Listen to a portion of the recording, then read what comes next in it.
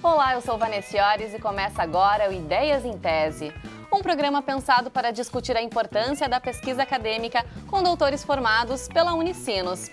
A entrevistada de hoje é Bárbara Silva Costa, que apresentou a tese de doutorado no programa de pós-graduação em Direito da Universidade. Olá, professora, tudo bem? Seja bem-vinda. Obrigada, Vanessa. Bom, professora, para começar então, a sua tese recebeu o seguinte título: Saberes propedêuticos e formação do bacharel em Direito no Brasil, repensando a educação jurídica a partir das percepções discentes e docentes. Professora, então, por que a senhora decidiu fazer essa pesquisa? Essa pesquisa ela iniciou na graduação, quando eu estava no segundo semestre da faculdade, no momento em que em uma disciplina de Sociologia Jurídica se debatia o tema da educação jurídica no Brasil.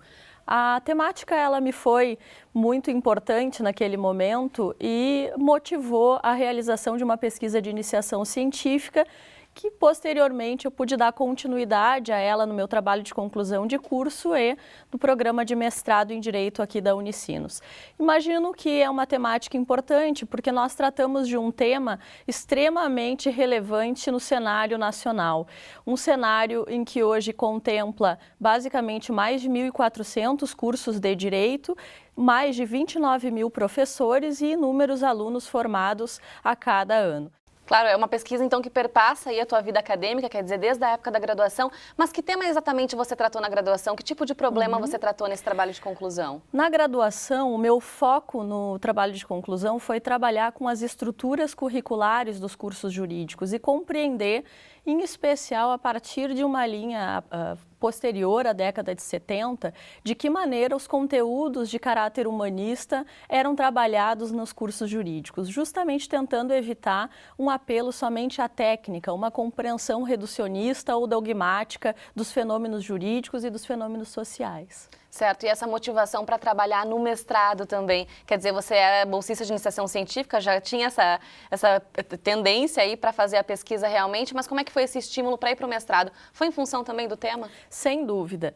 Como eu escolhi iniciar minha carreira acadêmica no segundo semestre da faculdade, então ainda muito cedo, muito jovem, a temática ela me levou a um interesse para a área acadêmica que no momento posterior ao término da graduação, o caminho natural seria a busca pelo mestrado. E o programa de mestrado ele proporcionou um aprofundamento muito maior, com um embasamento teórico também mais rebuscado, mais qualificado para compreender essa temática. E de que forma você conseguiu evoluir nesse assunto a partir do mestrado?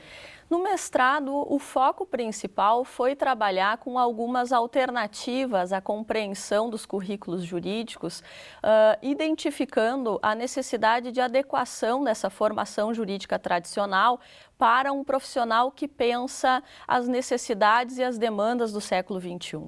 Então, compreendendo que nós precisamos, a partir de um contexto de complexidade, de um paradigma completamente diferente no modo de pensar a ciência, o meu referencial teórico no mestrado, eu diria, foi uma grande contribuição para compreender a temática e construir uma proposta curricular adequada para questionar e pensar quem é esse profissional do direito nos dias de hoje, né? Nesse mundo contemporâneo que vive em constantes transformações, que a cada momento exige novas respostas desse profissional.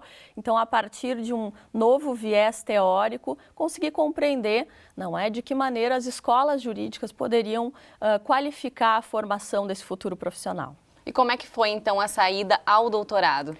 No doutorado, a minha delimitação ela foi muito maior.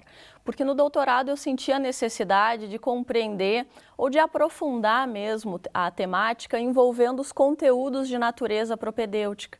Por quê? Dentro dessa esfera que eu já vinha trabalhando nos meus outros trabalhos acadêmicos, eu compreendi que havia uma necessidade, uma carência muito grande de validar, por assim dizer, a importância desses conteúdos propedêuticos na ótica dos estudantes. Porque normalmente essas disciplinas, tais como sociologia, filosofia, antropologia e outras tantas, elas são vistas pelos alunos como perfumarias na sua formação, porque elas não possibilitam uma formação técnica. No entanto, o que eu pude perceber na pesquisa de campo é que, de fato, há um certo preconceito por parte dos discentes a respeito dessas disciplinas e as disciplinas, no entanto, que eu considero serem extremamente importantes para a formação de um profissional crítico, precisavam ser revisitadas ou, de certo modo, aproximadas dessa temática para a gente identificar que a formação ela não se esgota na dogmática jurídica. Então, no doutorado, o grande diferencial da tese foi realmente uma constatação numa pesquisa de campo realizada com os alunos, mas também na perspectiva do professor que ministra essas disciplinas que normalmente não são tão populares com os estudantes, para poder perceber como eles, de certo modo, encaram esse desafio e de que maneira eles entendem o seu papel na formação desse futuro profissional. Certo, professor, e na tese, então, como referencial teórico, a senhora precisou aí dialogar com vários campos do saber, né? Explica pra gente como é que foi a escolha desses conceitos. Sem dúvida, Vanessa. Na tese, a parte ou a busca de um referencial teórico, ele é construído ao longo de todo o processo acadêmico de qualquer estudante.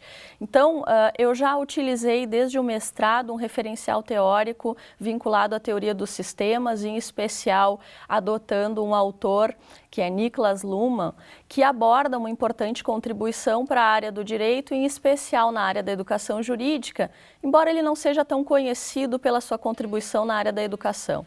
Além de Niklas Luhmann, também utilizei o professor Leonel Severo Rocha, que é professor, inclusive, aqui da Unicinos, como um grande referencial, um grande conhecedor, não é, da teoria dos sistemas para poder fazer essa aproximação com o meu tema. Mas, obviamente, por se tratar de um tema transversal, de um tema transdisciplinar, eu também tive que buscar, em outros campos do saber, alguns referenciais que pudessem dar conta da problemática da pesquisa.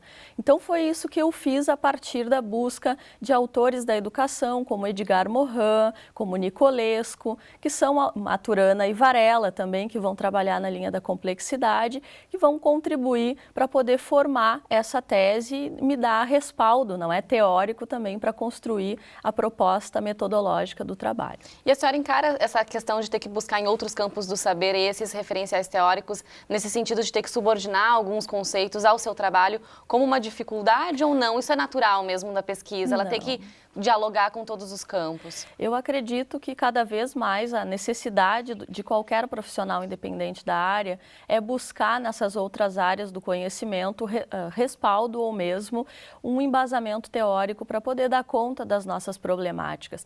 É muito difícil encontrar um único referencial que nos dê um amparo total, absoluto para aquilo que se propõe em uma tese.